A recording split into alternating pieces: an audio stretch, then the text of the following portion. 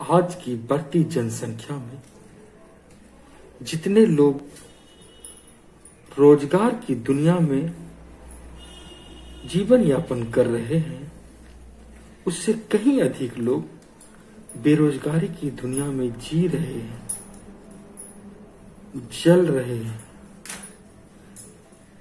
आजादी के बाद उदारीकरण का एक ऐसा दौर आया जब एक संभावना जगी कि आर्थिक नीति में न केवल राष्ट्रीय स्तर पर बल्कि अंतर्राष्ट्रीय स्तर पर आ रहे बदलाव में बेरोजगारी दूर होगी और राष्ट्रीय स्तर पर उदारीकरण एवं निजीकरण अपनाने के बाद आर्थिक नीति को एक हद तक महत्व तो प्रदान किया गया, इसे संबल भी मिला। उद्योगों पर सरकारी नियंत्रण कम किया गया। साथ ही सबसे अहम चीज रही कि उदारीकरण के बाद विदेशी व्यापार में वृद्धि हुई, विदेशी पूंजी एवं तकनीकी निवेश बढ़ा। इस बात की हर संभव उम्मीद जताई गई कि उद्योग धंधों में वृद्धि होगी तो आर्थिक गतिविधियों को विस्तार मिलेगा, इससे विकास तो होगा ही, रोजगार की संभावनाओं में भी अप्रत्याशित रूप से वृद्धि होगी। यह सपना आज भी सपना की तरह रह गया है।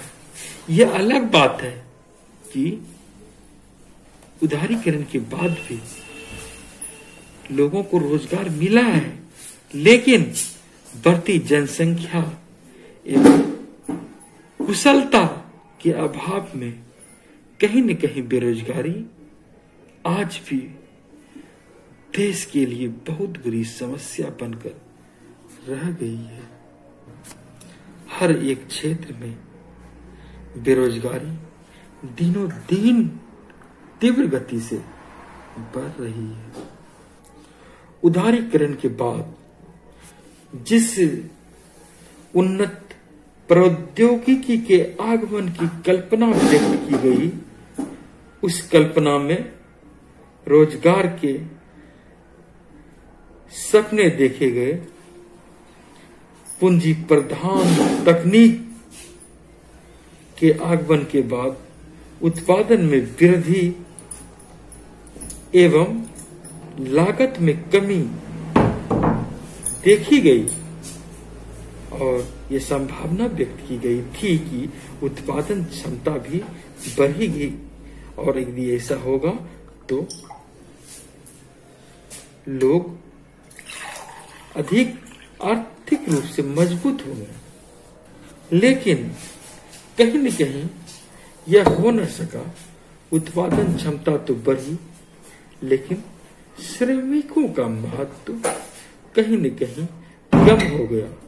नवीन रोजगार के अवसरों का सृजन उस अनुपात में नहीं हो पाया जिस अनुपात में उत्पादन में वृद्धि की प्रत्याशा की गई थी।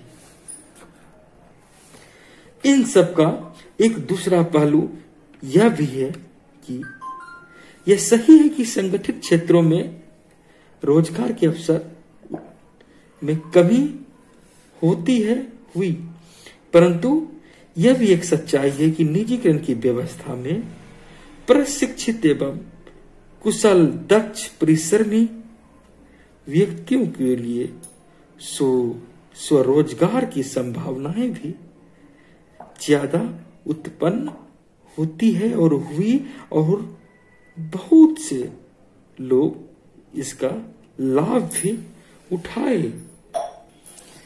यह भी अलग बात है कि अपने देश के स्तर पर बेरोजगारी का स्वरूप औद्योगिक कल कारखाने में नहीं देख सकते हैं कि यहां मशीन की तरह यहां रोजगार उत्पन्न हो सकता है। जनसंख्या की तेजी से वृद्धि के कारण रोजगार में वृद्धि की अपेक्षा बेरोजगारी की दर में वृद्धि ही अधिक दिखती है। सरकार की हर एक नीति ही रह जाती है, अमल में आती है, परंतु हर एक हाथ तक रोजगार सहजता से नहीं मिल पा रही है। अपने देश में प्रच्छन्न बेरोजगारी की जो समस्याएं उदारीकरण के पहले थी वह आज भी है। ग्रामीण क्षेत्रों में कुशलता, दक्षता, शिक्षा के अभाव में आज भी लोग बेरोजगार रह रहे हैं।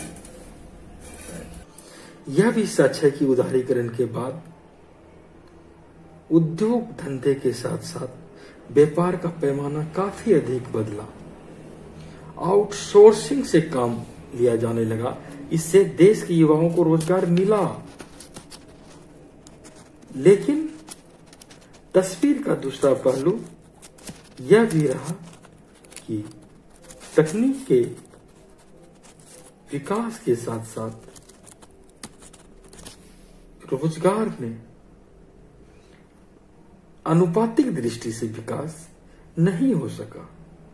यह सही है कि उदारीकरण के बाद आगे बढ़ने के लिए, अपनी दक्षता को विकसित करने के लिए लोगों के लिए वो सीमित विकल्प मिला, पूरी दुनिया मुट्ठी में आ गई।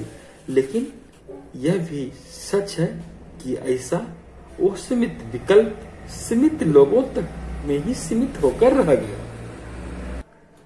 कामकाजी महिलाओं की संख्या में भी इजाफा हो रहा है, लेकिन पूर्व में घरेलू काम को यहां मान्यता नहीं दी जाती थी।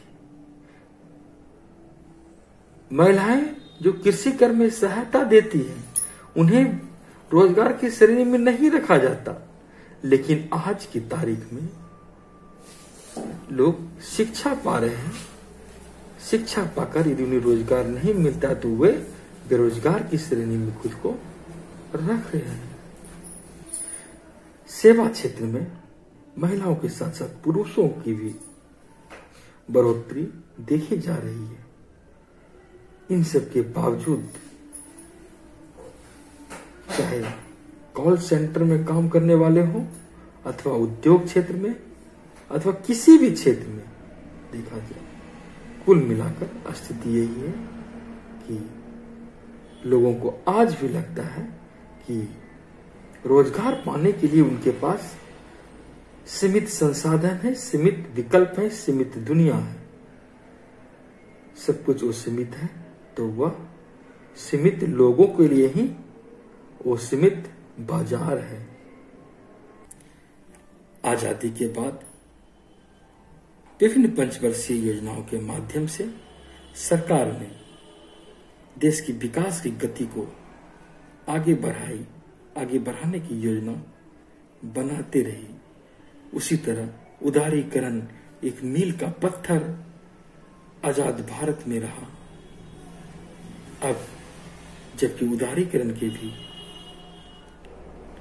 3 दशक हो गए हैं, यद्यपि इसके लाभ से हम इनकार नहीं कर सकते, इसके बावजूद एक नई क्रांति, एक नई नीति अपनाने की अवश्य आवश्यकता है, जहां हर एक बेरोजगार को बेरोजगारी का एहसास नहीं हो।